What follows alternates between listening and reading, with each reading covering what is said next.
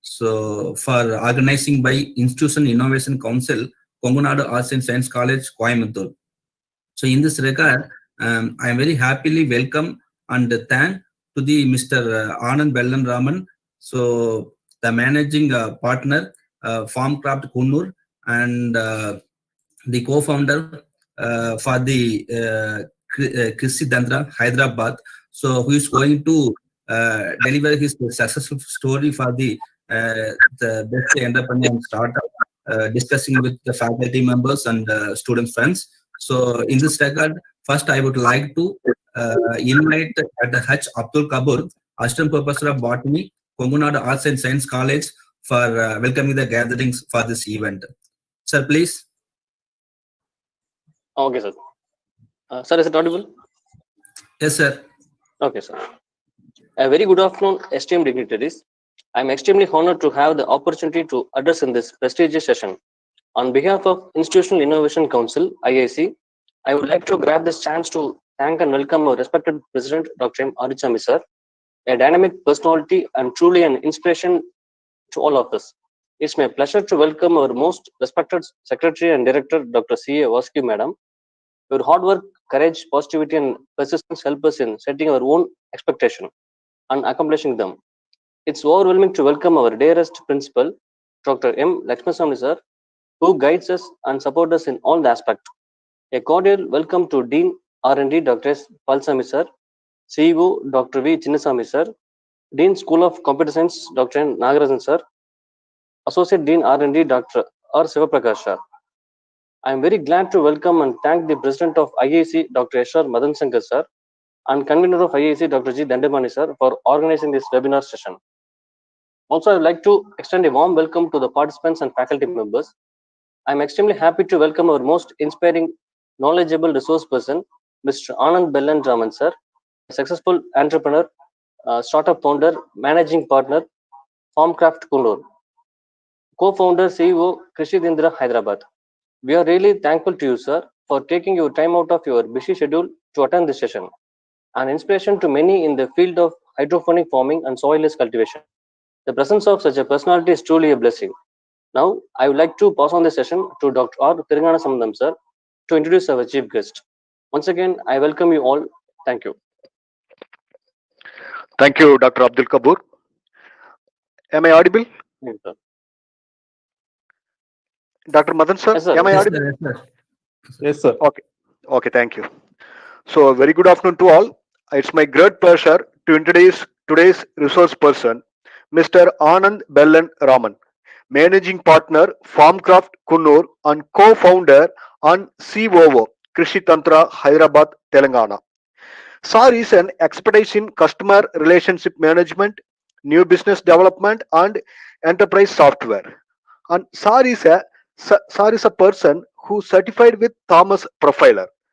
SAR has completed his schooling from Breeks Memorial Anglo-Indian Higher Secondary School from Ooty and graduated in chemistry from Bhartiya University.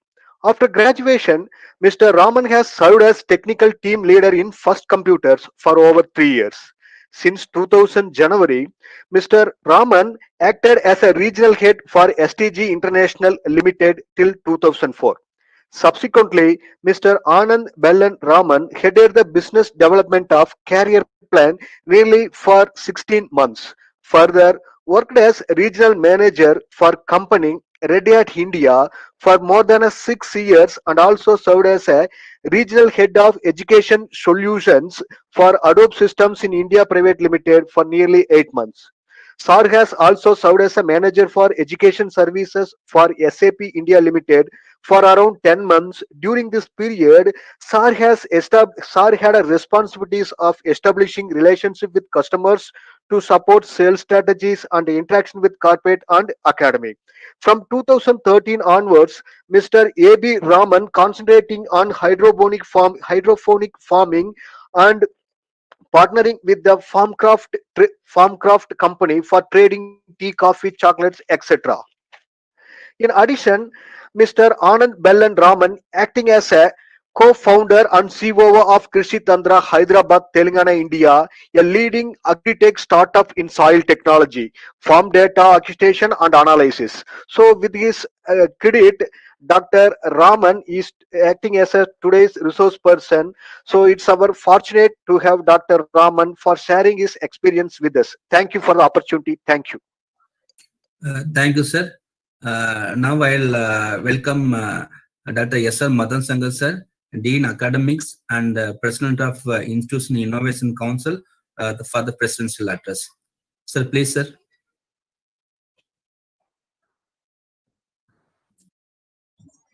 Am I audible? Yes, Am I sir. audible? Please. Yeah. Yes, sir. Yes, Good Madam. afternoon to everybody. Dr. Kafoor, Dr. Dandapani, and my good friend, Dr. Anand Bellan. Warm good afternoon to all of you. I'm happy that this program is being organized under the banner of Institution Innovation Council.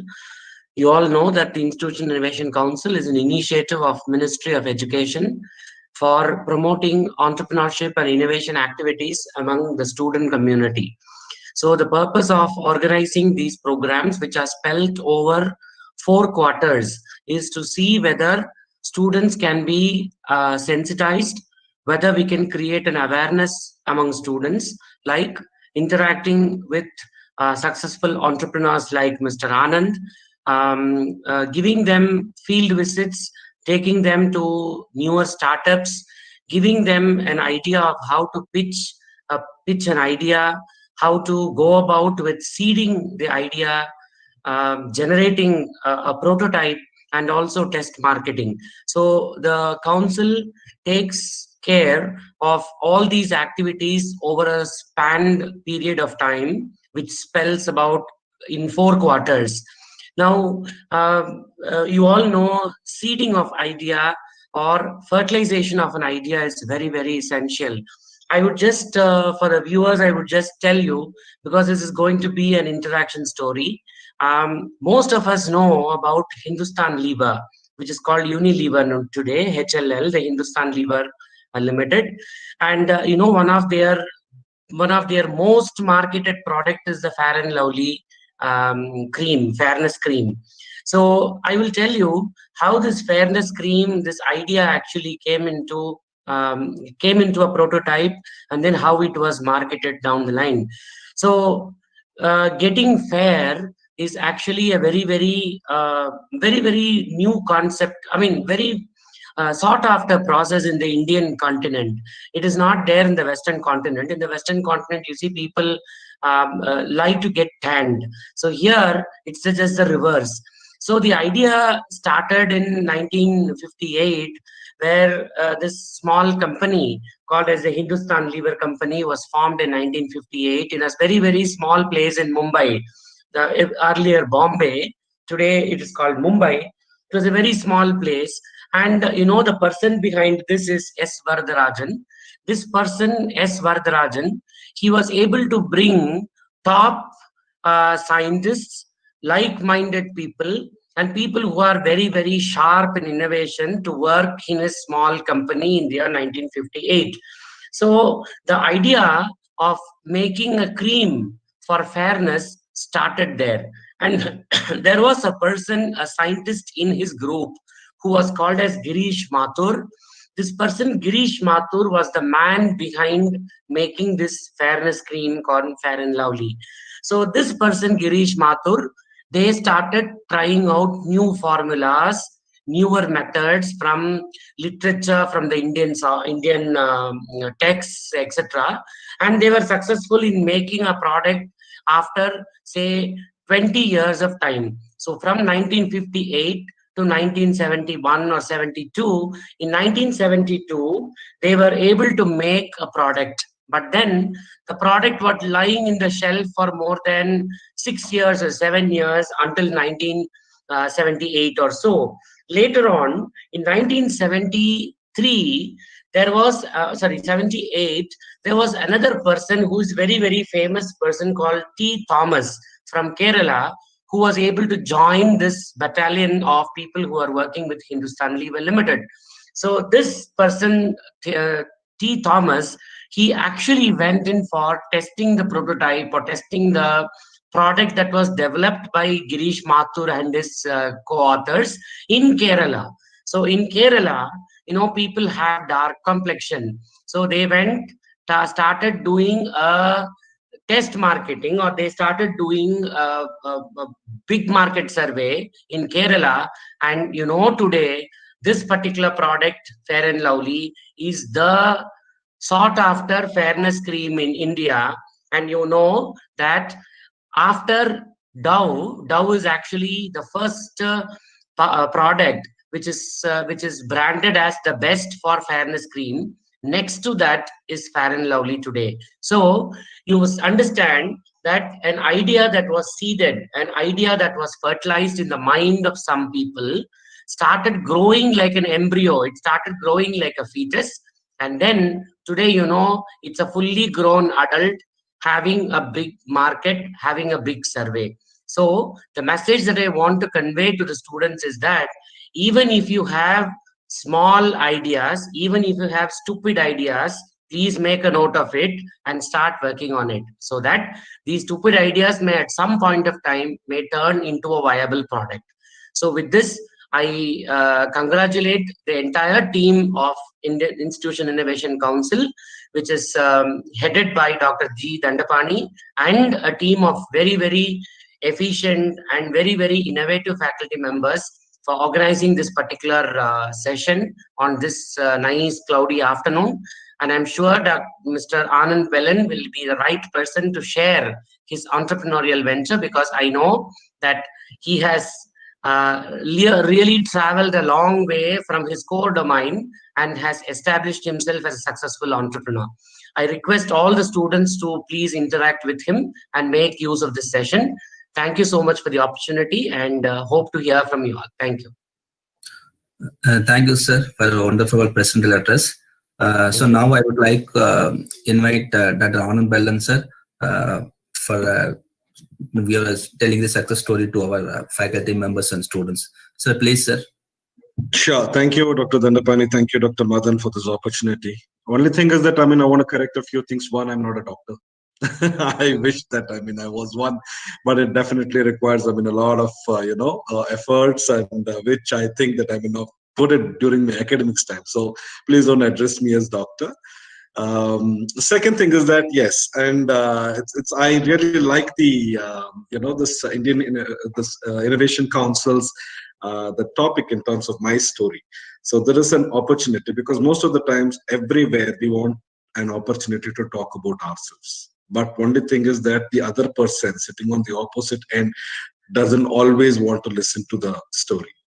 But here, there is an opportunity given today where, I think I can, go full out and share my experiences with you. And so I just wanted to make this entire thing, more in terms of a journey of my life, so that it's like, I wish that I was actually, in the place of the students, sitting out here.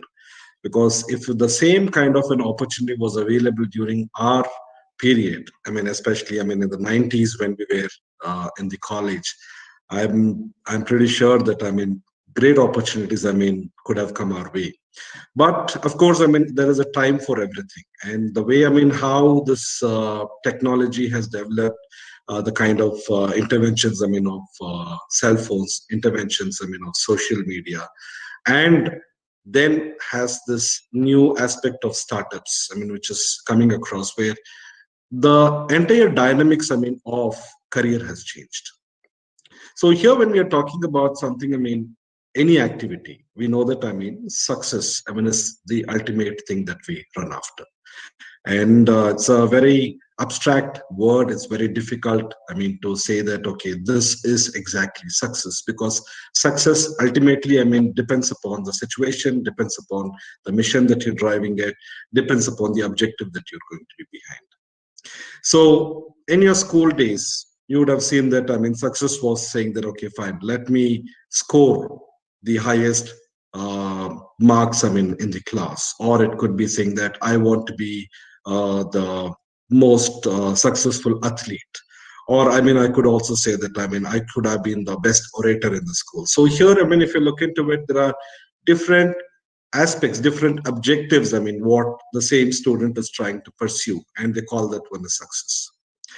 Second thing is that, I mean, once you're done with your school and then you moved on, I mean, into your college, I mean, then, I mean, for you finishing the graduation and finding a hold in your life through a placement or a good job in a good company, I mean, could be a measurement of success. And once I mean you're there and I mean in a job, I mean achieving your targets, or maybe after that, I mean looking forward for promotions, I mean or growing up in your career. So there are going to be multiple things I mean that can happen on those lines. But no matter, I mean, when you talk about success, if you see that there are two important components to it. One, what we talk about as a mission, there is an objective behind which I mean you are trying to run. And the second thing is that measurement. Okay. So how far have I come in this particular journey? Or how far I'm close to what I actually dreamt about?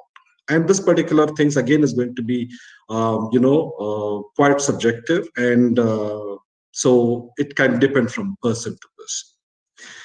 So when Dr. I mean Thiru Yanasam Pandian was actually I mean introducing me, so he took me I mean through my earlier days, I mean where we started off with this particular career, where 16 years I spent my career I mean in IT, and I come from a background of chemistry.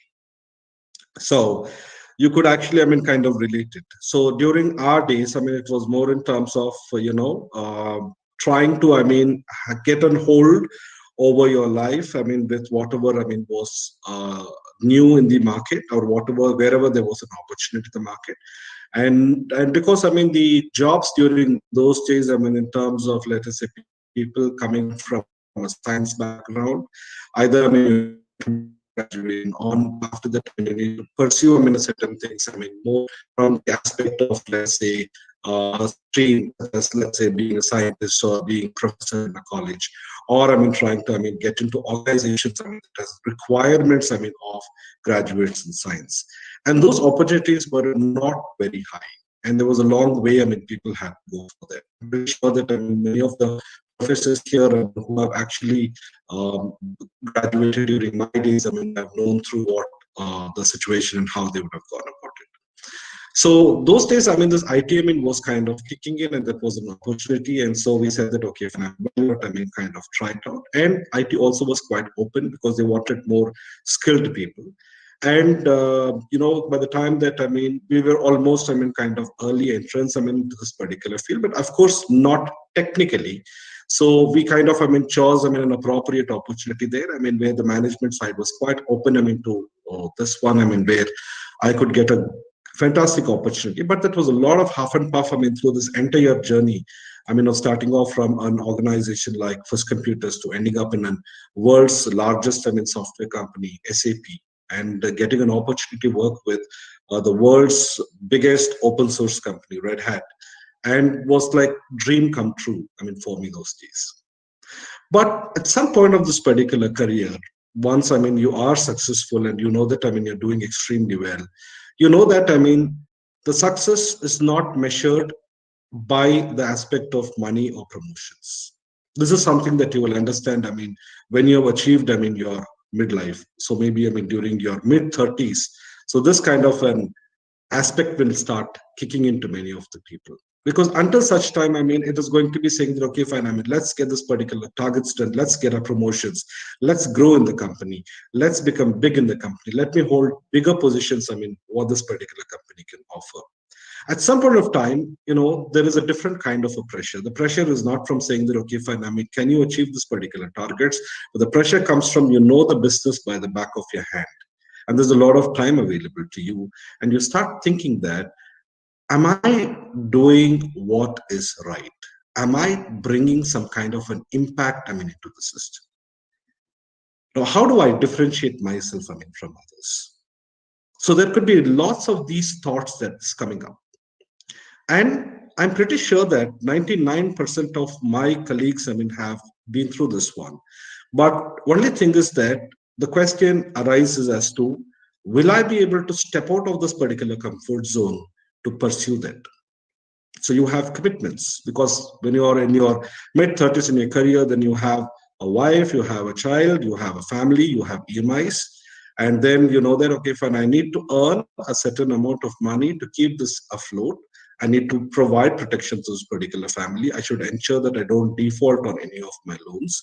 And so that aspect, I mean, becomes necessary.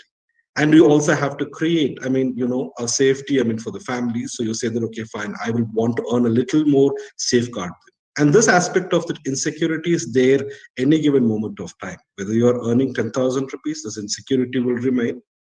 Whether you're earning 1 lakh rupees, this insecurity will remain. Or even if you're earning 1 crore rupees, this insecurity will remain. And that's part and parcel of our life. Because what we call this one as an hedonic threshold, when you go up to a certain standard, no matter what, we will try to maintain standards. So here, I mean, when you're talking about taking that particular to something new, I mean, so that one, I mean, is a time of a transition, and it requires a lot of guts. More than guts, you will say that, I mean, it would require a lot of support, I mean, especially from your family. And so when after my stint, I mean, if you see that, I mean, after my, stint with Red Hat, I mean, I actually, I mean, wanted to immediately take a plunge, but still wanted to, I mean, kind of give it some time. So I was still not very confident. So it's thought that, okay, fine, I mean, maybe a change of job, I mean, could give me, I mean, a little bit of motivation, kind of a different kind of an experience. And still, I mean, once, I mean, this aspect of the, entrepreneurial thing kicks into your mind, it's very difficult to get it out. So it keeps, tickling you throughout. So it says that, okay, fine. I mean, so what is the next opportunity? I mean, when you can start this one, how you can take this one forward. So I actually, I mean, jumped 2 jobs, I mean, after that, and both the jobs, I mean, were fabulous jobs. But only thing is that I actually, I mean, it was like I took the 2 jumps because still I was not very confident in terms of, I mean, taking up that particular jump, saying that, okay, let me go ahead, take the jump, do it. No, I decided that I take a step forward, then there is a fear, then you actually take a step back. Okay, fine. I mean, for that particular time being, I mean, you want a different kind of a motivation. I mean, you take a change in your job, but that was not working out. And then it started my journey, I mean, into the entrepreneurial field. I got into something called hydroponics. And till then, I mean, I have not even done gardening. And I was actually wanting to do something, I mean, about, which is more impactful. So we were trying to, I mean, look around, things around poultry first, and then we spoke to close to around 40-50 farms, and we found a lot of challenges there. And we said that livestock was something very complicated to address. So let's address something in terms of agriculture. So in agriculture, I mean, even though you wanted to kind of do something impactful, still you want to see that, I mean, there is something like, is there a revenue generating opportunity out of it? So because success is again measured, I mean, in terms of money, because money is a unit of measurement for success. So when we were looking into this particular crops, which would give you the highest returns, then we stumbled upon strawberries. Until then, I've never even tasted a strawberry in my life. And once, I mean, I moved into this aspect of strawberries, we started doing a lot of research on the internet. And by accident, we came upon what is called as hydroponics. And hydroponics, I mean, during that particular stage, I mean, was extremely, a new thing. I mean, there was absolutely no consultants. There were nobody, I mean, who was doing hydroponics in a very successful manner. Everything, I mean, was abroad. And there were not much of help, I mean, that you could get from them, because even there, I mean, it was in terms of, I mean, very nascent stages. So still we said that, fine, I mean, let us take a plunge. And we went ahead based on the knowledge that we gained from the internet and some amount of literature, I mean, that was there. I mean, we started off this particular hydroponics farm. So the first year, so we actually, I mean, had no clue in terms of, I mean, the variety of the plants. So we tried every way. And finally, I mean, we were able to, I mean, kind of get hold of what was called as the good quality tissue culture plants, and where we started doing our maths on the Excel. And then we kind of designed the entire farm and we took it. The first year, I mean, the biggest challenge, I mean, that was happened was that the plants that we actually, I mean, bought in was not suitable for hydroponics. And within 1 month's period, we lost 21,000 plants. So that was the first setback for us. Now, the question is that still, let's go ahead and try it out. So we kind of, had created a low cost infrastructure. Then we went ahead and bought, the next set of cultivars, and we planted them, and it was fine. It was kind of, working out, but it was domestically sourced. And then the entire thing was built on that cost effectiveness. So we wanted to build a cost effective system. And so we used, what is called as, these, the wooden sticks, which was holding close to around, 1 ton, of weight in a row. And each bag was like 30 kgs. And in a row, we used to have 30 bags, that was actually, placed next to each other.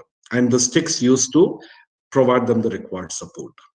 And everything was going on for the first 3 months, where the fruiting was supposed to start. And the one of the stick in the top broke, and it pulled the entire weight on the rest of the rows. And in 5 minutes, we lost another 21,000 plants, which we had replanted. And the first year, we were actually left with 1,000 plants to experiment with. We said, fine, let's go ahead. So it was a loss, during the first year. The second year, what happened is that we changed the entire infrastructure. We made it, more robust. We bought in PVC pipes, and we kind of, set up a more robust structure, which was more foolproof, and it was not breaking. But unfortunately, in the plants, that were coming out, was only giving us half the yield, and not exactly as to the yield what was predicted or was benchmarked. Because strawberry is normally supposed to give 1 to 1.2 kgs per plant, but we were not able to hit anything more than 400 to 500 grams. So this one, continued. And then the second year, third year, when we actually, went ahead, we actually, started understanding a little more about the variety of plants, the cultivars. So we wanted to bring in, more hardened plants. So we had to import them. And there is where, we found out that when we imported this particular plants, so these plants were more virile, than the domestic varieties. And we found out that, in our PVC pipes, when we are going to make, small holes, this strawberries basically have the habit of multiplying crowns. So they did not have enough space to multiply. And that's the reason why that particular yield was dropping. But the third year, we faced with such a huge, pest issue, especially, with sucking pests. Like mealybugs and aphids and spider mites, and we actually had to find out a way to curtail it. And unfortunately, strawberries being very sensitive plants. You know that if you're going to spray any kind of pesticide over that, now that is not going to solve the purpose, because you cannot sell them in the market, even though there are many of the things that comes out with spray bots, but you know that the impact of those residues there. And these soft fruits basically, has to be handled very, very carefully. So when we actually, tried looking out for alternatives, we found out that everybody were, suggesting, in terms of, use kind of chemical pesticides and don't, harvest, for 14 days. But every alternatively, the fruits will ripen. So which means to say that we will have to waste it. So we actually started, doing a little more research, and then we found out that, this particular sucking pests were not moving from plant to plant, but there was something else that was carrying the eggs from plant to plant, and that were the ants. So we found out that if you can control this particular ants, then you will be able to control this particular pest. So the third year, we actually did this one, and we were pretty successful in controlling this particular pest. And fourth year is when we actually went about, and we were able to kind of consult with a few mentors abroad from Belgium, who actually gave us the exact knowledge base in terms of the hydroponics as to where exactly we were going wrong and how we could actually correct this particular bit, where we completely corrected this particular entire system, and we became extremely successful from the fourth year. But 4 years, we actually failed losses. Now, the reason why I am telling you this particular part of is that you can look into this experience, as in 2 ways. One way you can say that, okay, fine, it's failure of 4 years. The other way you can look into it is that it is progress of 4 years. Because me and my wife, when we were doing this, we chose to look this one as progress, because every year that particular experience that gave us out there, we were learning a lot. a lot more than, what the internet could give us. And this could not be possible. Today, when somebody comes to us for consulting, in terms of the hydroponics, we actually, first give them the darker side of hydroponics. And then after that, we show them the brighter side. And then we show them what is the gray side, in which they will be actually working. So this is what, we talk about how experience, can help us. But this is an important lesson, in the startup journey, because the startup journey, requires what is called as a perseverance. Now, the continuation of this particular part, when we were working on this hydroponics aspect of it, so we wanted to bring in, we automated many of the aspects, but we still wanted to develop, a lot of things internally. So we started developing IoT all by ourselves. So here, a very important thing that you guys will have to consider, irrespective of the stream of subject that you are coming from. If you actually, have the intention to learn something and build something from any other stream, it's possible. It is not that a science guy cannot do engineering or an engineering cannot do accounting. So it's all a question about your attitude towards that particular subject. If you are able to, learn science today, then you are obviously capable of learning engineering also. If you're able to learn engineering, you're also capable of learning accounting also. So it is not that, okay, fine, this particular person is only good with this particular part. It's a question of how much, it is required, for you, or you, for example, if you have a problem at hand and if you want to solve that particular problem and you feel that, okay, this has to be learned in order to solve the problem, I'm pretty sure that, you will be able to put in your heart and soul into it and you will find that aspect extremely interesting. And that is exactly what happens. I was not from an agricultural background. I was not from a botany background. I was not, from an entomology background. But here there was a problem at hand. And when you have a problem at hand, you know that, how exactly, you can pull out this particular required information. And when you start seeking information, one leads to the other. And when one leads to the other, automatically your knowledge base increases on that.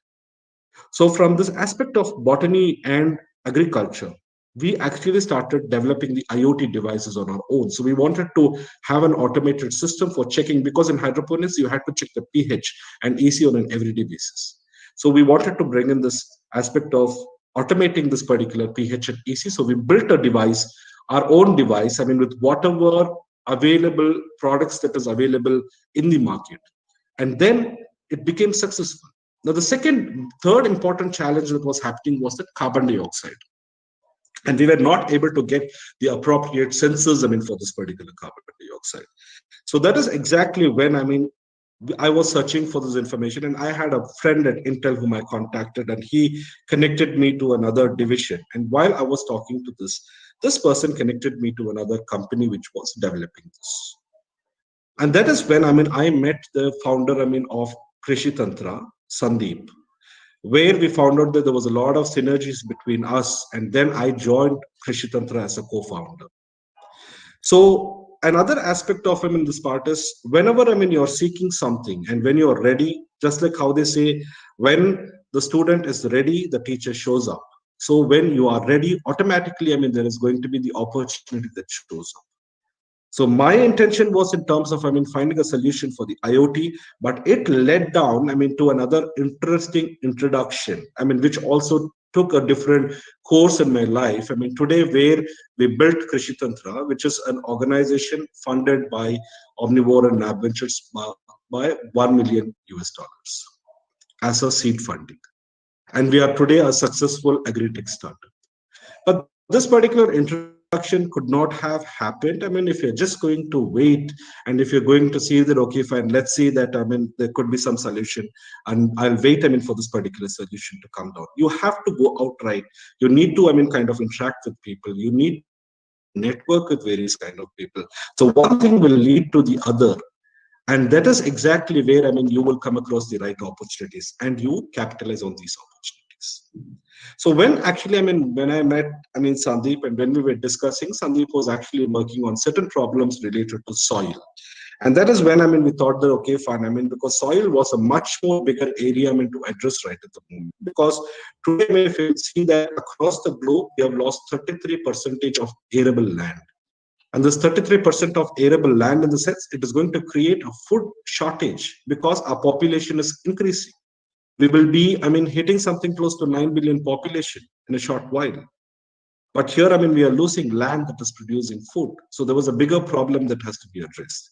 So here, what we did is that we started putting our entire ideas, into developing this particular technology, where we said that farmers are not doing soil testing. Why? Because all the labs are there in the cities.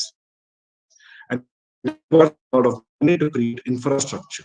So we need to create, portable solutions where people will be able to do this particular soil testing, whereas there is an instantaneous result, and that particular result, should be available to this particular farmer instantaneously, so that the farmer is able to take a decision as soon as he's got this particular soil test.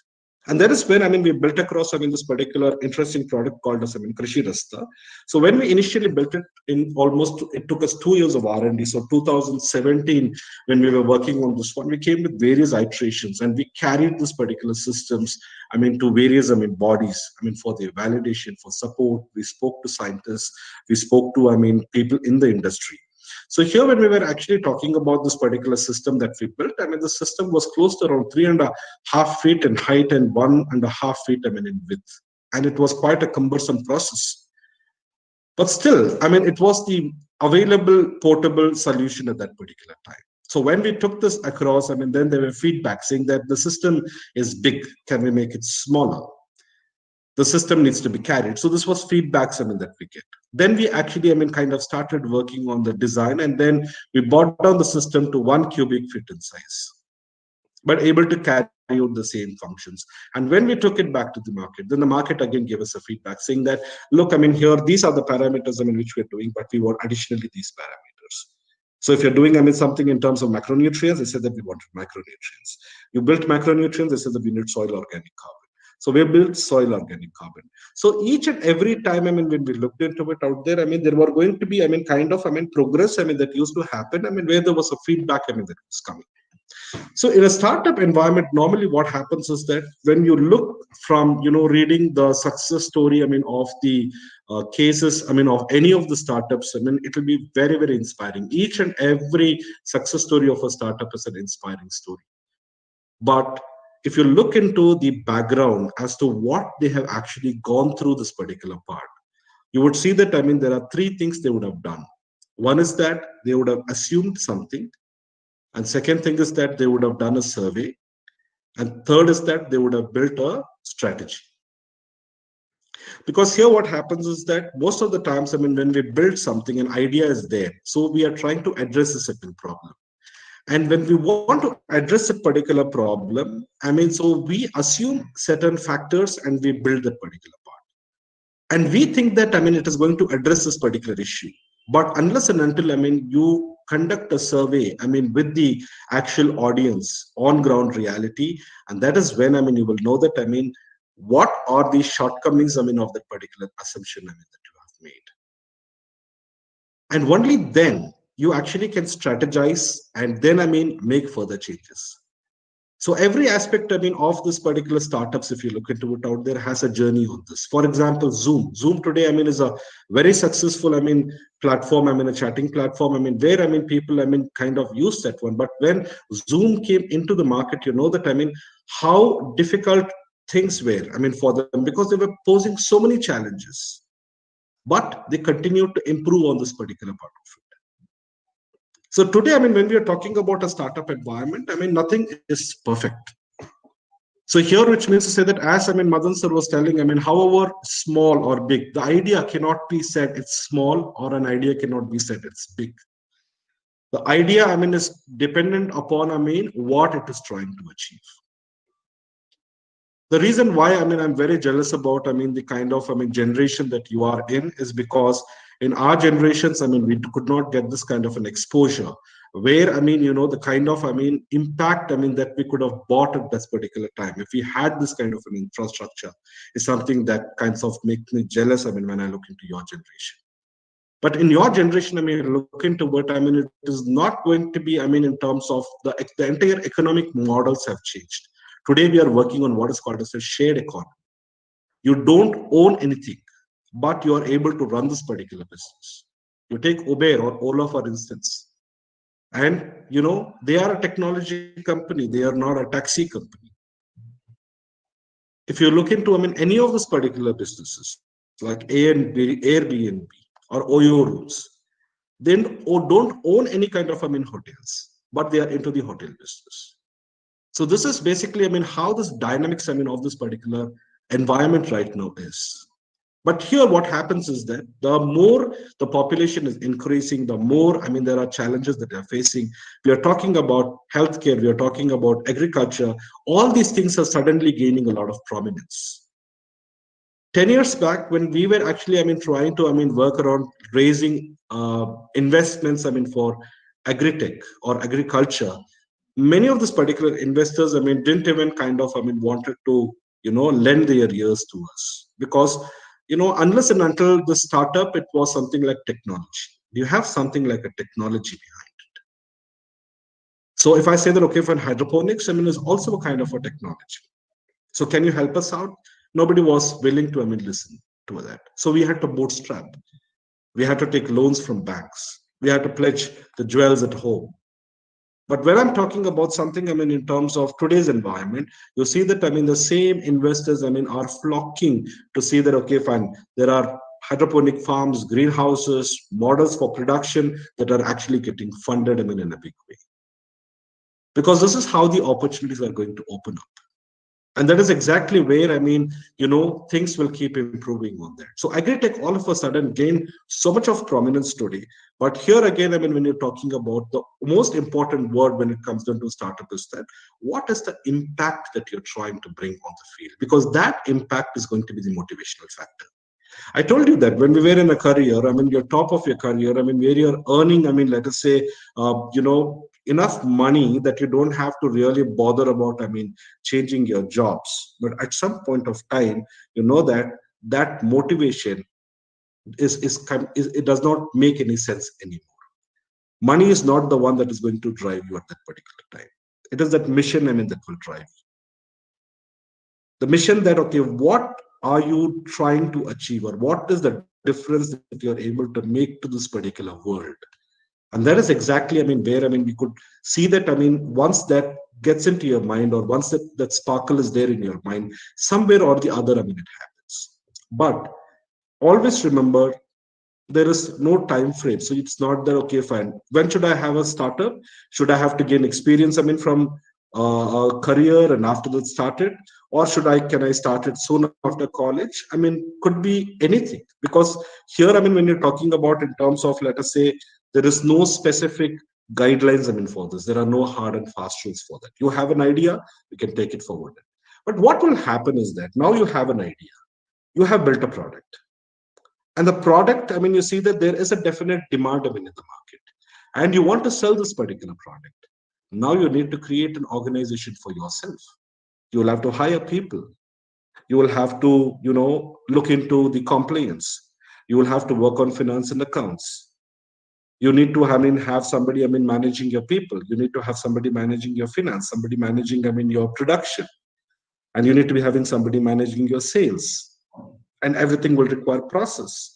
And this will require experience. So here what happens is that whenever you're talking about something, everything cannot be done by the same person. But here what happens is that you need to also build this particular ability where you start taking the support of mentors. This is extremely important, because here it is not about whether you're 20 years old or whether you're 40 years old. Because even in my, in my thing, after almost close to around 2 decades of experience, still we go ahead and seek the experience of our mentors, because we know that not everything we have gained during this particular career. There are so many dynamics that changes, and we need support from these mentors who guide us, because they have that particular specialization there. So it's no harm in asking this particular people, no harm in meeting more people, because every person that you meet is a knowledge base for something or the other. And if you feel that, yes, it's going to suit your business, it's going to suit your the mission that you're driving to, then you should engage more with this particular people. You cannot kind of demean anybody saying that, oh, that person is stupid, and or this particular person is intelligent. It is not like that. A person, I mean, who's in accounting might be stupid with engineering, but I mean, he's good with his accounting part of it. So each one, I mean, has a certain skill, and we only have to see that how best, I mean, we can make this. And most important is that whenever you're talking about getting into something like a startup, at maybe soon after college or maybe after you think out there, a very important support will have to come from your family, because your family has to know that, I mean, what exactly you're doing, because you are dependent on your family as much as the family depends upon you. If they provide you the particular required support, you can still go ahead and fail happily. And that failure is never a failure. And the beauty today is that if you look into, I mean, the HR policies of companies have slowly started changing. Even for placements, they ask students saying that, have you tried something like a startup? Or there is some of the companies who have started putting across, I mean, uh, qualifications saying that a startup experience preferred, because every organization today is looking into a person joining them not just as an employee who will execute a set of tasks, but I mean, who's able to own that particular business and build that particular business. They want the particular person to be responsible, and that responsibility ideally comes across only, I mean, from this aspect, I mean, of your thing what you do, whether it is a small project that you're able to, I mean, build, I mean, in your college, or a project, I mean, that you're going to, I mean, kind of build it, I mean, for the market, no matter what it is going to be. But this is basically, I mean, how the entire life progresses, I mean, on this particular. So today, I mean, when we are talking about something in terms of an agri-tech out there, we have been able to bring across this particular beautiful concept, I mean, of soil analysis, where soil analysis, I mean, was the only part, I mean, which was everybody were talking about. But today, I mean, we have got deep down into it, and what is called as microbial testing. Not one single option is available in India today for microbial testing, except, I mean, with laboratories, which takes, I mean, close to a week's to a month's time to do microbial analysis. And here, I mean, when we get deep into technology, you obviously get in connects with several, industry veterans, and you gain ideas. You convert that particular idea into a product. And today, we have been able to bring a microbial testing on field, which can be done in 20 minutes on field without the use of any device, just with a computer app. And this will be a game changer, where, I mean, the farmer is actually going to know that what is the microbial content in the soil, I mean, before even deciding upon what is the kind of, I mean, whether I should apply fertilizers or should I have to go the organic way. But what is the microbial content? Unless and until you know the bacterial fungal ratio, the microbial carbon, it is very difficult for somebody to assess, I mean, how much of fertilizers to be applied for. It talks about soil health. Are you healthy? It's like that. You ask the soil, is the soil healthy? No system is there today to talk about soil health. And for the first time, I mean, we have brought that one into India.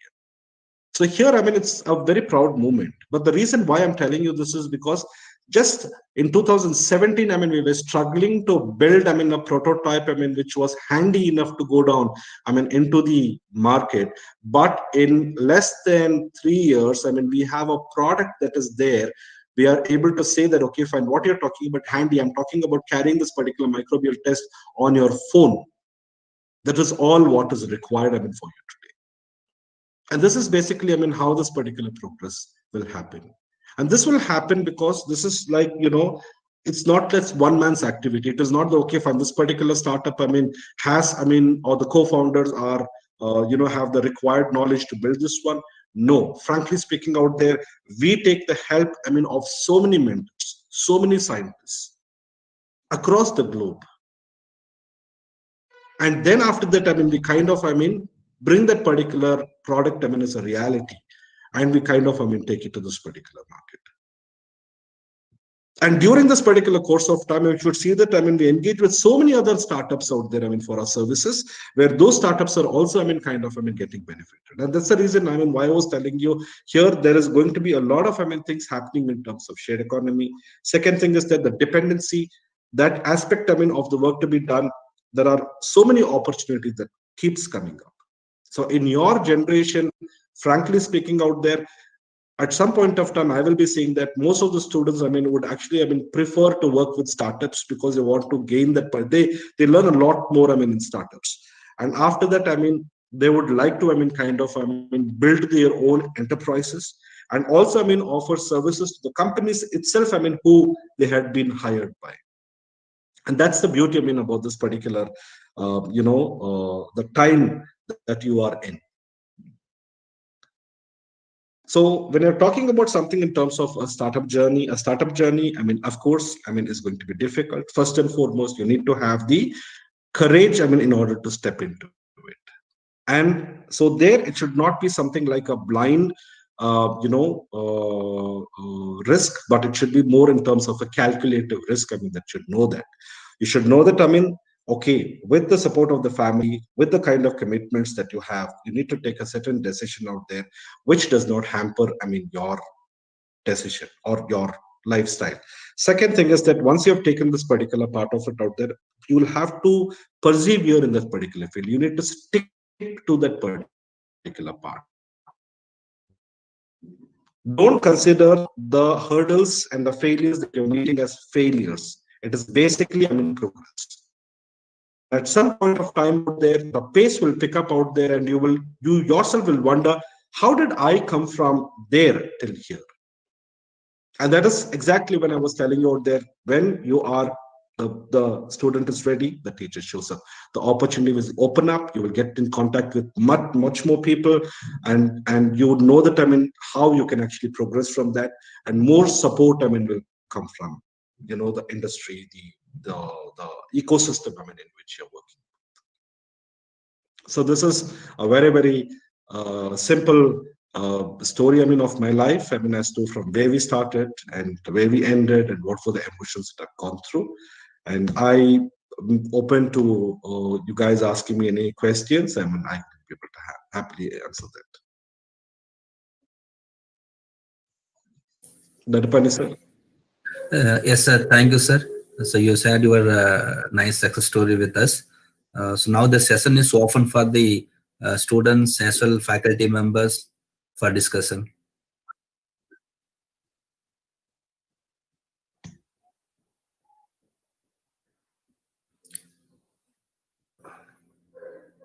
Students, please feel free to discuss. There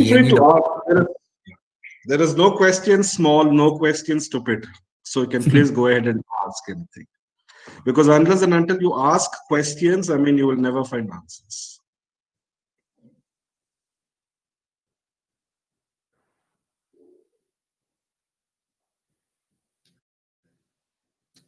So I think students, please feel free to ask any questions. Yes, like don't feel like this kind of silly questions what he said. Okay, any doubts in your mind, so please feel free.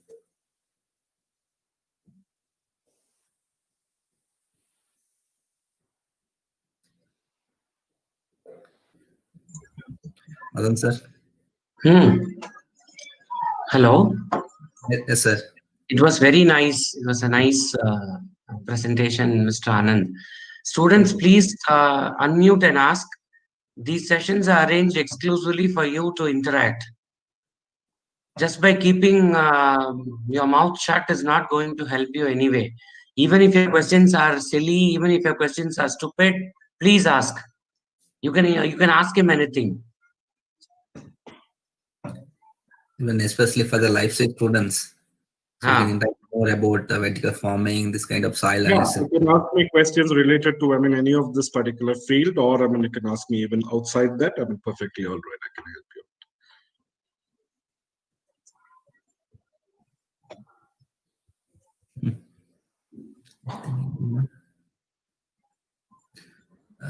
you.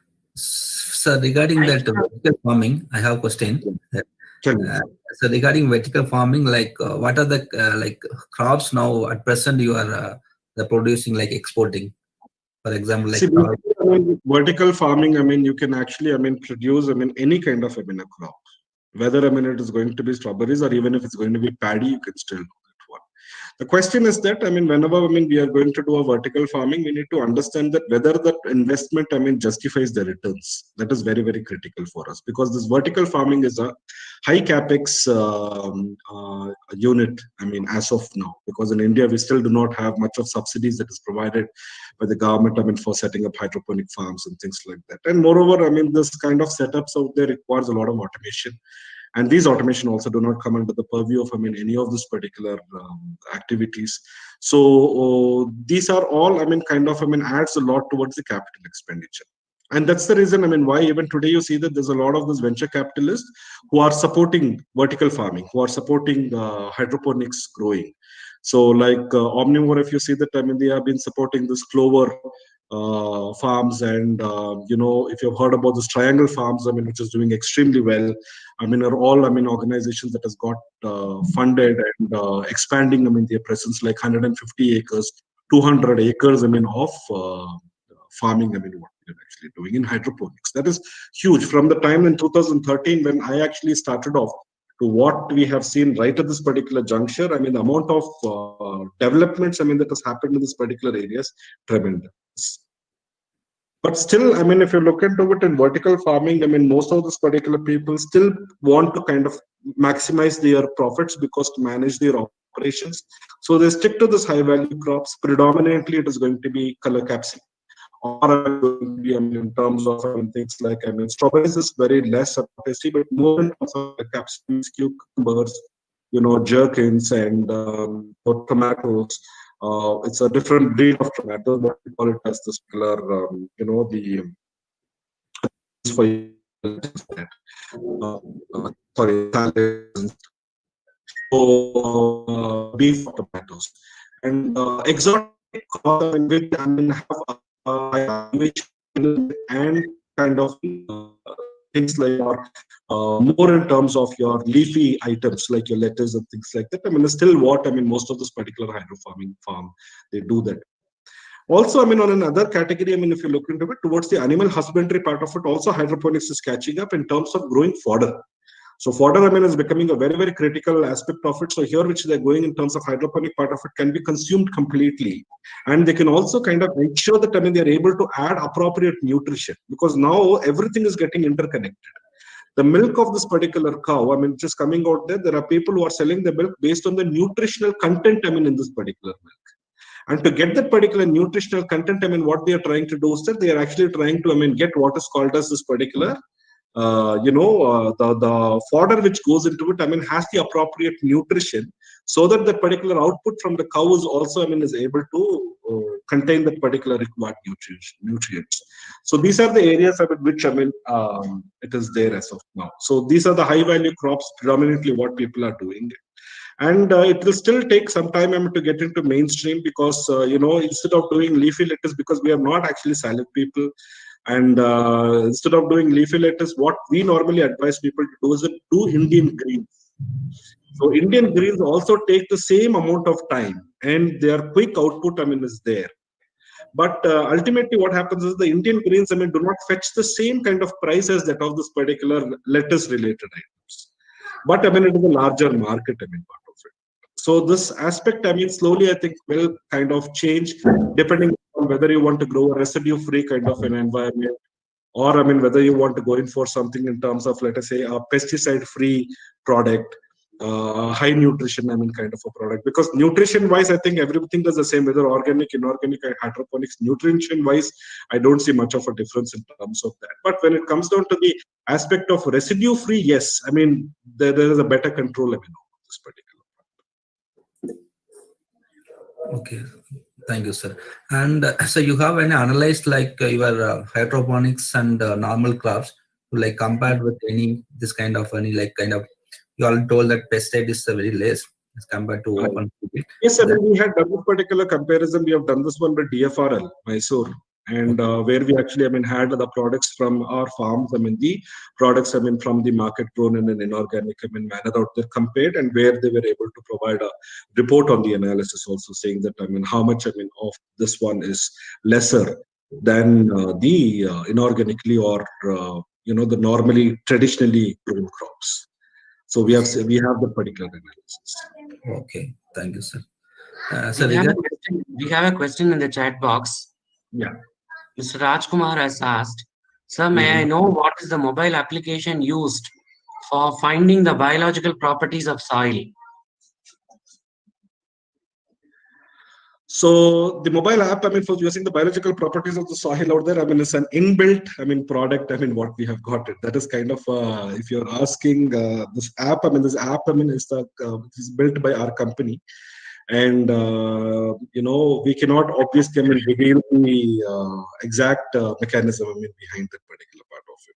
But just to give you a brief in terms of how this particular NDA microbiological activity, I mean, works out there. So we actually take the soil sample, I mean, which is mixed with a reagent, and where we allow it to settle for some time, I mean, after whisking. So, the microbial content, I mean, is extracted, I mean, through that particular reagent. And that is what I mean is this basically works on a calorimetry kind of a concept.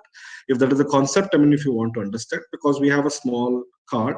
So once I mean this extracted solution, I mean, is taken and you put it on that particular card, there is a color change that will happen in that. And that color change, I mean, is captured, I mean, by the app. But this particular app, I mean, if you look into it, has a lot of baseline data, because this is something, I mean, where years of research has gone into it in terms of building that particular baseline data. So this particular color change, I mean, is captured, I mean, by the camera, and that one, I mean, gets compared with the information which is there, I mean, on our cloud, and then it gives out, I mean, the actual analysis of that.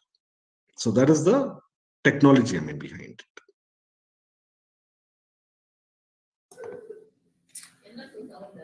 Okay, sir. Thank you, sir. I think there are no other questions, sir. And so I have one general thing. So, what your advice as assistant for our life science, especially those are botany, zoology, biotechnology, they want to start startup in the area of like vertical farming, especially hydroponics or kind of agriculture related things. So, what is your advice? As Basically, life science students, I mean, if I look into it out there, this is the time, I would say that. Because here, see, during, I mean, the mid 90s and or early 2000, I mean, we saw that, I mean, there was a huge requirement, I mean, for engineers. And now here, I mean, this was predominantly driven by the requirement, I mean, for the software companies. Now, today, I mean, it's actually, I mean, gone to that extent that there were too many, I mean, of this particular, I mean, colleges that opened up, I mean, offering, I mean, engineering and even today, I mean, if you look into it, I mean, out of 2 lakh seats that might be available, only 50% of them, I mean, get filled. And after that, I mean, even those students, I mean, are coming out of this particular institutions out there today, I mean, there is not going to be much of a scope that we see, I mean, in terms of their opportunities that is there in the market. But when this aspect of science, I mean, where when talking about, especially, I mean, towards the life sciences, the opportunity is huge, because we are finding it extremely difficult to get very sound, students with extremely sound knowledge, I mean, on the science background. Because if you're talking about something like an agri-tech, or if you're talking about something like in healthcare, or I mean, if you're talking about, these are the 2 segments, I mean, that comes to my mind right at the moment. I mean, we actually, I mean, have a huge requirement, I mean, for this particular people with specialization in this area. So for us, I mean, to get the right soil scientists or agronomists, or I mean, people, I mean, with this, with especially with the number of modern agriculture that is coming in, things related to your plant, because an agronomist is able to tell that, okay, fine, I mean, you apply a certain amount of fertilizers, and or you talk about something as kind of an interactive, I mean, integrated pest management kind of a thing. But when it comes down to the actual, I mean, aspects, I mean, of this particular growing, we require botanists there, and we definitely, I mean, require when it comes down to this entomology and things like that, we require fantastic opportunities that are there, I mean, in terms of curtailing this aspects, I mean, with innovative, I mean, products. But for which, I mean, this area, I mean, of the life sciences is going to be considered extremely important, but you will obviously have to build your specialization. I mean, in that becomes very important. So an undergraduation, in my opinion, is not just the answer. You definitely, I mean, have to, I mean, do your post-graduation on this particular part of it, because the requirements will increase tremendously. And second thing is that, I mean, if you're talking about once you specialize on this particular areas, I mean, for them, I mean, to find out opportunities in that particular field is very, very high. So we are talking about, I mean, in terms of today, biological control. I mean, for example, if I'm just talking about my own field. So what we are trying to do is that, see, the farmers don't even know what they're applying. So apart from, I mean, urea, and apart from, I mean, let's say DAP and MOP part of it out there, they have absolutely no clue in terms of what are the ways by which I can improve, I mean, this particular system. So you're talking about, I mean, innovative ways by which, I mean, even if you think like, okay, zero budget farming, no clue. They don't have input from anywhere. No specialization is available on that one. If they're talking about something in terms of organic farming out there, there also, I mean, everything is hunky-dory. I mean, so it means to say that, I mean, half-baked information is passing across everywhere. And that's the reason, I mean, why this organic farming is also still yet to kind of catch up. Biocontrol, I mean, of this particular pest or any of these particular areas, if you look into what out there, there are immense opportunities that is available. I'm not just talking about you innovating a product, but you even building a service around that. So that is extremely important. Today, I mean, if you're talking about, I mean, if you're talking about something in area of soil testing alone, if I have to look into it, you'll see that, I mean, we actually, I mean, have a huge challenge, because the government soil testing labs that is there is only 3,887, and we are talking about a 54 crore population, and which means to say that 1.5 lakh farmers will have to access one lab, which is definitely not a possibility. We need to create, I mean, centers, I mean, across. We need to have this particular reach across. Now, what we are doing is that bringing this microbial testing as a very, very important component, I mean, of this part, and create an awareness campaign to them. We are, in fact, engaging them with universities, where we're saying that we need hundreds of students for this activity.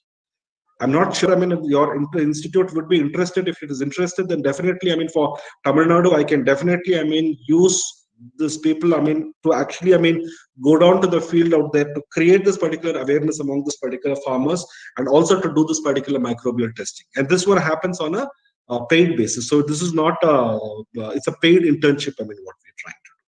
And we are reaching out, I mean, every possible, I mean, agricultural university, I mean, trying to get the support, I mean, of this particular students there.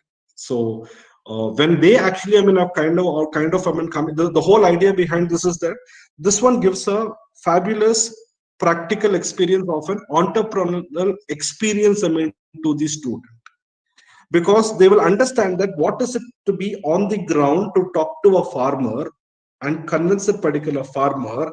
And after that, so then they will know that, I mean, how much of, you know, knowledge basis farmers has is how backward they are, and what are the wrong things that they are doing out there. So to correct these things out there, everything is an opportunity. So even if you're talking about, let us say, I mean, a farmer in one district out there, and let's say there are going to be some, let's say 1 lakh farmers, I mean, in this particular district. And if you're talking about, let us say, offering a certain service, for example, let's say, I mean, in terms of, I mean, an advisory service, I mean, based on your knowledge, or you're linking up, I mean, with certain products out there, and you want to take that particular products to them, that itself is a business opportunity. And which can, you know, the income, I mean, from that, I mean, is going to be huge. I mean, something, I mean, which you not even be able to kind of imagine saying that, okay, I can earn this one, I mean, from a job, I mean, in an organization. To that extent, I mean, the opportunities are there, but they need to be on the field first. So they need to know that, I mean, what the difficulties are. So that is where, I mean, this part of it, I mean, which we are trying to bring in. So if there is an opportunity where, I mean, the students are willing to go on the field, and if they want to do some kind, gain an entrepreneurial experience, I mean, with the paid, internship part of it, we are starting something from February. And, you know, you can tell us, I mean, if you're interested, I mean, we can definitely, I mean, if the students are interested, we can willing to take them and take them through for this microbial test. Sure, I think we can explore this as well. Sure. There is one more question. Sir, I would like to know more on hydroponics. Can you recommend any book or paperworks that are available? Hydroponics, I think, internet, I mean, is the big thing out there where every information from YouTube, I mean, on to everything is there. And the best way, I mean, for you to learn hydroponics, always remember is that if you all have a space, I mean, of, let us say, 1 feet by 1 feet in your house, that is more than sufficient. The best way to learn hydroponics is do a small experiment in your house using hydroponics. It will hardly cost you not more than 500 rupees. Every material is there in the market. You can see the internet. You can see that, I mean, so many, I mean, innovative ideas of, I mean, developing with waste products at your home itself, I mean, is available. A small tub and a small, whatever is available at your home with small pipes, and you can set that one. Enough knowledge.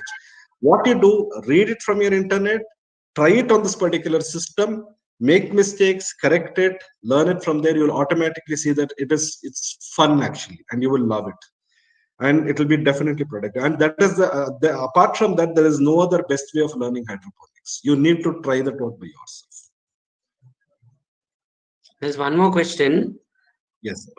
I have a doubt regarding setting up hydroponic based garden at house of beneficial plants. So what is the beneficial plants? Some, if they can I tell don't me. know. Jay Santosh Krishna, if you're around, unmute and ask. You can ask me what is the beneficial plants, and I can tell you. Hello, sir. Good afternoon. Yeah, good afternoon. I'm Jay Santosh Krishnan, Yeah. student here.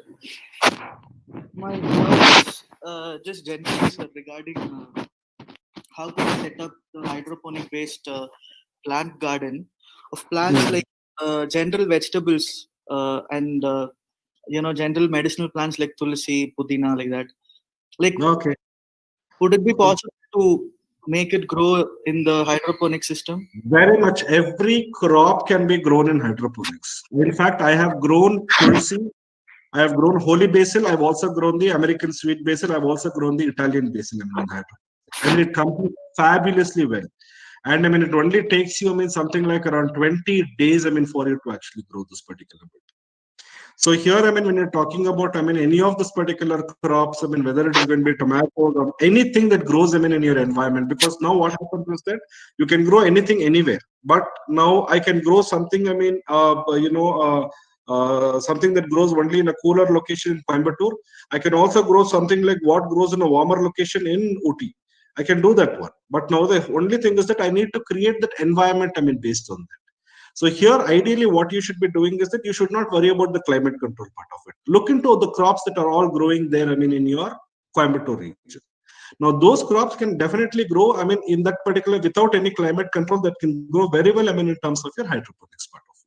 So tulsi, or if you're talking about, I mean, tomatoes, I mean, or cucumbers, I mean, or capsicums, I mean, or onions, you're talking about bitter gourds or any of this particular thing that happens in a warmer location, these things can comfortably be grown, I mean, in an hydroponic environment.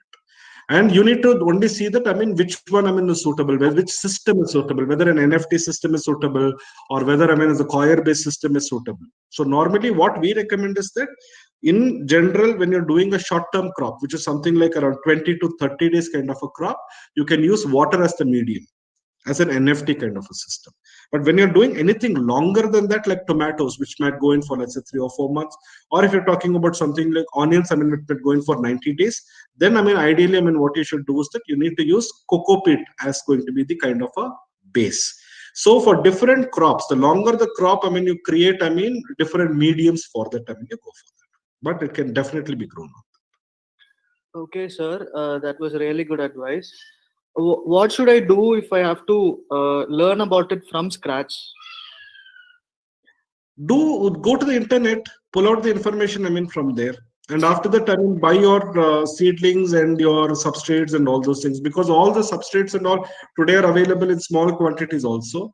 And with whatever, I mean, available thing that is there in the household, I mean, you can use those, waste buckets or waste tubs and, used items also. I mean, you can create all those things. I mean, and that is the best way, as I would tell you. I mean, hydroponics, the best way is that learning from scratch is that do it by yourself.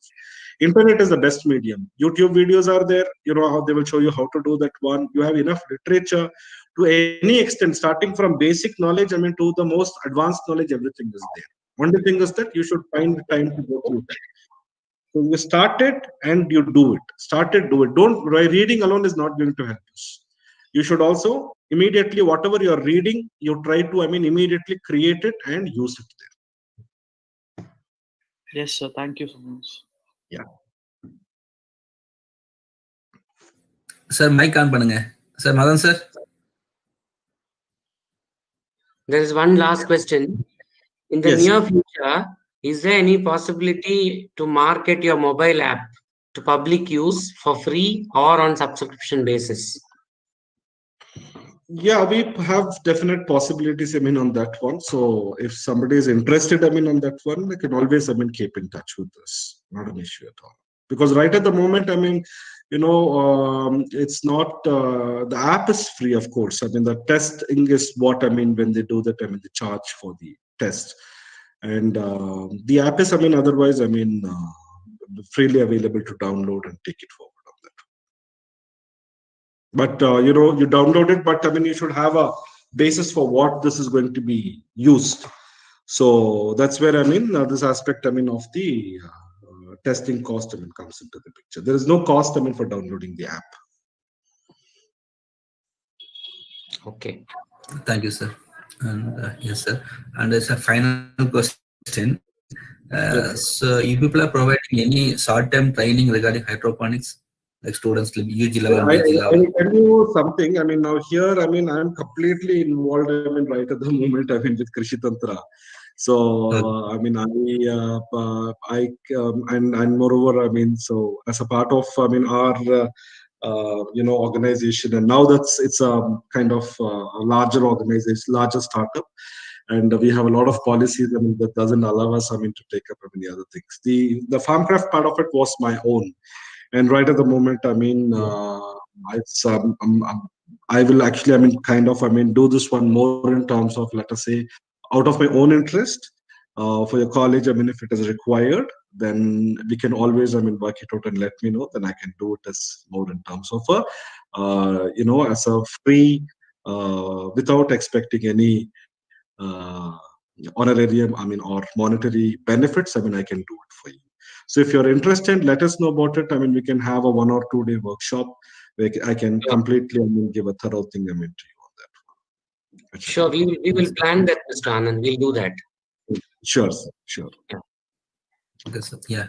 Thank you very much, sir, for your valuable questions, answers, everything. So, and so any more questions from participants, students, or any faculty members? So please, any one questions, or if anybody want to contact him or more like need more any answer or suggestions, so we will provide the contact number or email ID.